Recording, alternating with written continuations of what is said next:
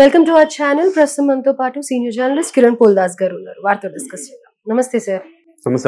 Sir, so Dil Raju press meet arrange చేశారు. దాంట్లో ఆయన ఎంతో కాన్ఫిడెన్స్ గా సంక్రాంతికి మేము వస్తున్నాము మూవీ గురించి చాలా కాన్ఫిడెన్స్ గా చెప్తూ ఉన్నారు. కానీ ఆయన డౌట్ అంతా గేమ్ చేంజర్ మీద ఉన్నట్టుగా అనిపిస్తోంది. టికెట్స్ హైక్ గురించి నేను మళ్ళీ మాట్లాడతాను, సీఎం ని అప్రోచ్ అవుతాను అని అనేసి అని అంటూ ఉన్నారు. ఏంటి అంటే గేమ్ చేంజర్ గురించి ఏంటి ఆయన అంత డౌట్ఫుల్ గా చెప్తూ ఉన్నారు? అట్లా అర్థమైంది మీ అందరికి? అంతే కదా మరి. నాకైతే అట్లా అర్థం కాలేదు. గేమ్ చేంజర్ గురించి ఆయన డౌట్ఫుల్ గా ఉంది అని ఆయన చెప్పలేదు. ఆయన చెప్పింది ఇప్పుడు పెద్దగా రాజుగారి పెద్ద భార్య మంచిది అంటే చిన్న భార్య మంచిది కాదా అని అడిగినట్టుంది మీరు చెప్పడం. ఆయన అన్నది ఏంటంటే సంక్రాంతికి వస్తున్నామనే సినిమా ఆల్రెడీ హిట్ టాక్ ఉంది కాబట్టి నాకు దిగులు లేదు, దాని గురించి నేను పెద్ద వరి ఏం లేదు. ఆల్రెడీ అది ఆయన పూర్తిగా అనిల్ రావిపూడి క్రెడిట్. అది మరి ట్రైలర్ చూసాక అందరూ అదే ఎక్స్ప్రెస్ చేశారు కదా. గేమ్ చేంజర్ ట్రైలర్ చూసి ఏం ఎక్స్పెక్ట్ చేశారు? చాలా బాగుంది అని చాలా బాగుంది. ఆయన ఈ చాలా బాగుంది అనేంత వరకు వచ్చిన జర్నీని చెప్పాడు ఆయన. ఓకే, ఇప్పుడు గేమ్ చేంజర్స్ ట్రైలర్ చూసిన తర్వాత అద్భుతంగా ఉంది, అద్దరిపోతుంది, cinema super duper hit, blockbuster అంటున్నారు కదా ఇప్పుడు. కానీ ఒక 2 నెల రోజుల ముందు వరకు అన్నారు ఈ మాట? అనలేదు. అవును, మనం కూడా మాట్లాడుకున్నాం కదా చాలా సార్. నెల రోజుల ముందు అనలేదు. ఎందుకు అనలేదు అన్న విషయాన్ని ఆయన చాలా క్లియర్ గా చెప్పే క్రమంలో చెప్పారు. దాని గురించి ఎక్కువ ఎక్స్ప్లెయిన్ చేశారు. మరి సంక్రాంతికి వస్తున్నాం అంటే అది చిన్న సినిమా కదా, చిన్న సినిమా, కామెడీ సినిమా. F2 వచ్చింది, వాళ్ళ నుంచి F3 వచ్చింది. అదే కాంబోలో మళ్ళీ ఇది వస్తుంది, సంక్రాంతికి వస్తున్నాం. అది ఆటోమేటిక్ దాని ఫార్మేట్ ఏంటో జనానికి తెలుసు, కుటుంబ ప్రేక్షకులు వెళ్తారని తెలుసు ఎంతో కొంత. కాబట్టి దానికి సంబంధించి అంతా అనిల్ రావిపూడికి వదిలేసాను, రిస్క్ లేదు అది. కానీ ఇది రామ్ చరణ్ సినిమా, రిస్క్ తీసుకొని చేశాము సార్. కంపారిటివ్లీ ఇప్పుడు వెంకటేష్ గారి సినిమా కంటే కూడా రామ్ చరణ్ గారి మూవీకి ఎక్కువగా యూత్ కానీ పెద్దవాళ్ళు కానీ ఎవ్వరు కానీ ఇంట్రెస్ట్ చూపించేది ఇలాంటి మూవీస్ కదా. సో డెఫినెట్ గా అప్పుడు అది సక్సెస్ అవుతుందనే కదా. కానీ ఆయనే అలా ఎక్స్ప్రెస్ చేయడం అంటే ఆయన ఎక్స్ప్రెస్ చేయడం అది కాదు. సో ఈ నెల క్రితం వరకు బజ్ ఎందుకు లేదు, ఇప్పుడు ఎందుకు వచ్చింది అనే దాని గురించి చెప్పడం ఆయన ఉద్దేశం. నెల క్రితం వరకు ఏంటి, మీకు 2 అంశాలు ప్రధానంగా ఉన్నాయి. ఒక అంశం శంకర్ గారి సినిమా డిజాస్టర్ అయింది, భారతీయ 2 సాంగ్స్ వింటానికి అంత ఎక్కలేదని 2 అంశాలు ఉన్నాయి.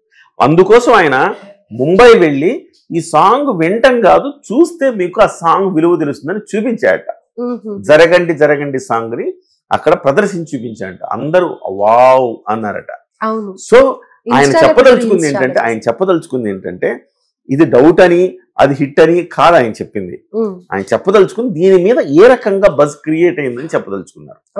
ఆ రకంగా ఆయనకు కూడా 5 ఏళ్ల క్రితం, ఆయన దాదాపుగా 4-5 ఏళ్ల క్రితం నుంచి ఆయనకి గొప్ప హిట్ లేదు. సో రామ్ చరణ్ కి 5 ఏళ్ళు అయింది సోలోగా సినిమా రిలీజ్ అయ్యి, ఆర్ఆర్ఆర్ సినిమా ముందు వరకు, ఆర్ఆర్ఆర్ సినిమా తర్వాత ఇప్పటి వరకు ఏ సినిమా లేదు సోలోగా ఆయనకి. సో ఈ క్రమంలో అంటే ఆర్ఆర్ అనేది మీకు dual role, multi starrer. Single cinema వచ్చి ఆయనకి 2019లో వినయ విధేయరామ వచ్చింది. ఆ తర్వాత నుంచి చూస్తే గనక మళ్ళీ ఆచార్య వచ్చింది, కానీ ఆచార్యలో ఆయనది గెస్ట్ రోలే కదా. సో ఆ రకంగా చూస్తే రామ్ చరణ్ గారికి కూడా సరైన హిట్ లేదు సోలోగా, అలాగే శంకర్ గారికి కూడా లేదు. ఈ క్రమంలో దీనికి బడ్జెట్ లో వచ్చిందో చెప్పే ప్రయత్నం చేశారు. దీనికి నేను ఎంత కష్టపడ్డానని చెప్పే ప్రయత్నం చేశారు.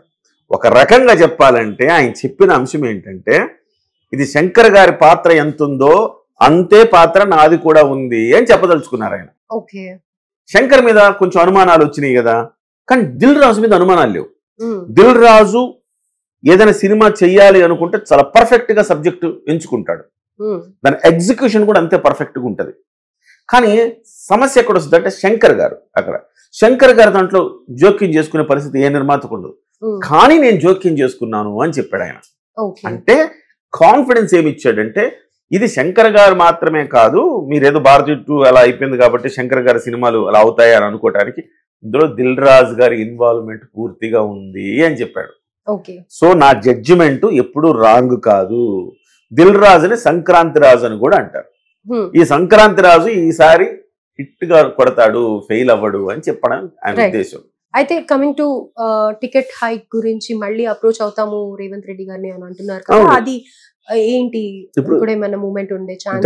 డెఫినెట్ గా నేను అనుకోవడం టికెట్ రేట్స్ హైక్ అవుతాయి. అల్లు అర్జున్ సినిమాకు వచ్చినంత కాకపోయినా ఏపీ ఇచ్చిన రేంజ్ లో ఇస్తారని నేను అనుకుంటున్నా. బెనిఫిట్స్ వాళ్ళు ఇవ్వరు. రైట్ బెనిఫిట్స్ అయితే టికెట్ రేట్లు మాత్రమే హైక్ ఇస్తారు, అది కూడా రీజనబుల్ గా ఉంటుంది, నామినల్ రీజనబుల్ గా ఉంటుంది. ఓకే కాబట్టి అవి అయితే వస్తాయి అనుకుంటున్నా. లేకపోతే దిల్ రాజు అసలుకి నేను వెళ్ళి సీఎం గారిని కలుస్తా, ఆయన ఏ నిర్ణయం తీసుకుంటా నేను చెప్పడు. ముందుగా ఆయనకి తెలిసిపోద్దిగా, ఆయన వెళ్ళి కలిస్తే పని అవుద్దంటేనే కలుస్తాడు, లేకపోతే కలవడుగా. కలుస్తానని చెప్పాడంటే అర్థం ఏంటి? డెఫినెట్ గా ఎంతో కొంత హైక్ వస్తుంది అని ఆయన ఆశిస్తున్నాడు. డెఫినెట్ గా సీఎం కార్యాలయం నుంచి కూడా ఎంతో కొంత సానుకూలంగా స్పందించే పరిస్థితులు ఆయన కనపడుతున్నాయి కాబట్టి చెప్పాడు. సో గేమ్ చేంజర్కి క్లియర్ అయిపోయింది రూట్ అని మనం చెప్పుకోవచ్చు. తెలంగాణలో టికెట్ హైక్స్ ఉంటాయి, ఏపీలో టికెట్ హైక్స్ ఉంటాయి, ఏపీలో బెనిఫిట్ షోలు ఉంటాయి, తెలంగాణలో బెనిఫిట్ షోలు ఉండవు. రైట్. అయితే ఇప్పుడు బెనిఫిట్ షోకి వెళ్ళే ఎవరైతే ఫ్యాన్స్ ఉంటారో వాళ్ళు డెఫినెట్ గా ఈ ఫస్ట్ షో ఏదైతే రిలీజ్ చేస్తారో దాని మీద వీళ్ళందరూ వెళ్ళే అవకాశం ఉంటుంది కదా. మరి అక్కడ థియేటర్స్ దగ్గర ఏమన్నా ప్రికాషన్స్ తీసుకునే ఛాన్సెస్ ఉన్నాయా? డెఫినెట్ గా ఈసారి నాకు తెలిసి రామ్ చరణ్ వెళ్ళకపోవచ్చు. ఇక దిల్ రాజు లేకపోతే శంకర్ ఇంకా ఎవరు వెళ్ళినా కానీ అంత క్రౌడ్ ఉండదు కదండి. ఓకే, రామ్ చరణ్ గారు వెళ్తేనే క్రౌడ్ ఉంటుంది, దాన్ని ఎట్లా మేనేజ్ చేయాలని మనకు ఒక ప్రశ్న ఎదురవుతుంది. అయితే రామ్ చరణ్ గారు ఈసారి ఖచ్చితంగా వెళ్లే అవకాశం లేదు అని తెలుస్తుంది మనకి. ఎందుకంటే గత అనుభవాలు, మొన్న ఈ మధ్య పుష్ప అనుభవం కావచ్చు, సో నిన్న జరిగిన సంఘటన కావచ్చు, ఆ గేమ్ చేంజర్ తర్వాత ప్రీ రిలీజ్ ఈవెంట్ తర్వాత, ఇవన్నిటిని దృష్టిలో పెట్టుకుని ఆయన బహుశా వెళ్ళకపోవచ్చు అని నేను అనుకుంటున్నాను. నాకు వస్తున్న సోర్సెస్ కూడా రామ్ చరణ్ ఎక్కడికి వెళ్ళట్లేదు అంటున్నారు. అలా మనకి వెళ్ళట్లేదు అని చెప్పి సడన్ గా ముసుగేసుకొని ఏదో మారు వేషం లేదని సినిమా థియేటర్కి వెళ్ళిపోయి హడావిడి చేసి వచ్చినా చేయొచ్చు, కానీ అలా చేస్తారని నేను అనుకోవట్లా ఈసారికి.